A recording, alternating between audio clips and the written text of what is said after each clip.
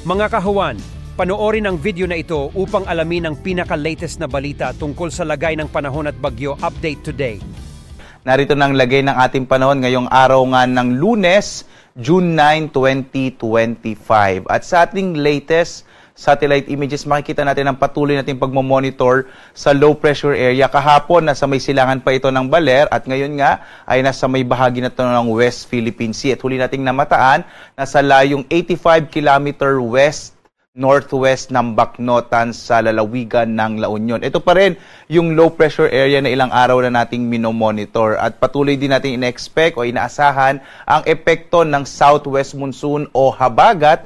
Partikular na nga sa may kanlurang bahagi ng Luzon at Kabisayaan. Asahan pa rin natin ang malaking bahagi ng Luzon at Visayas ay makararanas ng mga pag-ulan mula katamtaman hanggang sa kung minsan ay malalakas sa mga pag-ulan na dulot ng habagat.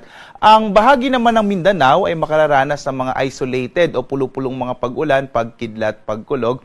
Gayun din, mas maliit yung chance ng mga pag-ulan sa may bahagi ng Cagayan Valley Region. Dito naman sa ating minomonitor na low pressure area, base sa mga pinakahuling datos natin, posible pa rin itong maging bagyo, posible bukas o sa mga susunod na araw. At ang nakikita nating senaryo, ito ay kikilos pakanluran, papalayo sa kalupaan ng ating bansa at posibleng lumabas din ito ng Philippine Area of Responsibility sa mga susunod na araw. So patuloy po tayo magmonitor dito sa Pag-asa sa potential nga na maging bagyo na low pressure area na sa West Philippine Sea. At muli po, kung maging bagyo man ito, tatawagin natin itong bagyong Auring kapag nasa loob pa siya ng Philippine Area of Responsibility kapag ito ay nabuo. At patuloy rin pagmamonitor natin sa magiging epekto nito sa habagat na maaaring magdala ng patuloy na mga pag-ulan sa malaking bahagi ng kanlurang bahagi ng Luzon at ng Visayas. At maliban dito sa low pressure area na ating minomonitor, makikita natin wala tayong iba pang minomonitor na sama ng panahon sa loob at labas ng Philippine Area of Responsibility sa kasalukuyan. So lagi po tayo mag-update, partikular na nga dito sa low pressure area na ating minomonitor na nasa West Philippine Sea na sa ngayon.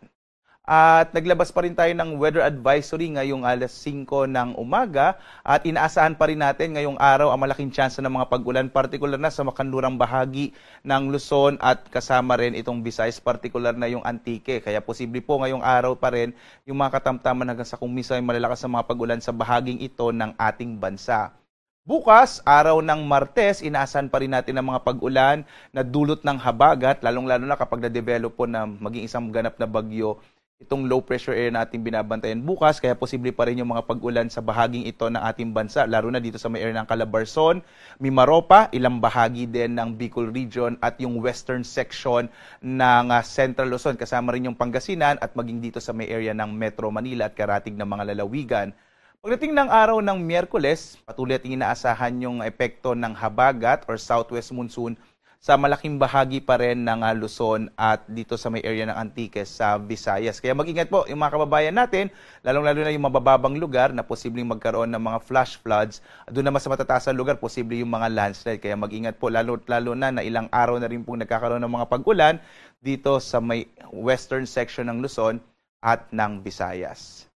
Sa lagay naman ng ating karagatan ay wala naman po tayong nakataas na gale warning sa anumang bahagi ng ating kapuluan. Kaya ligtas pa rin po malaot yung mga sakyang pandagat at malilit na mga bangka sa mga baybay ng ating bansa. Gayunpaman, kapag po mayroong mga localized thunderstorms, posibleng biglang lumakas yung alon ng karagatan, kaya iba yung pag-iingat pa rin po sa ating mga kababayan, lalong-lalo na yung may maliliit na mga bangka.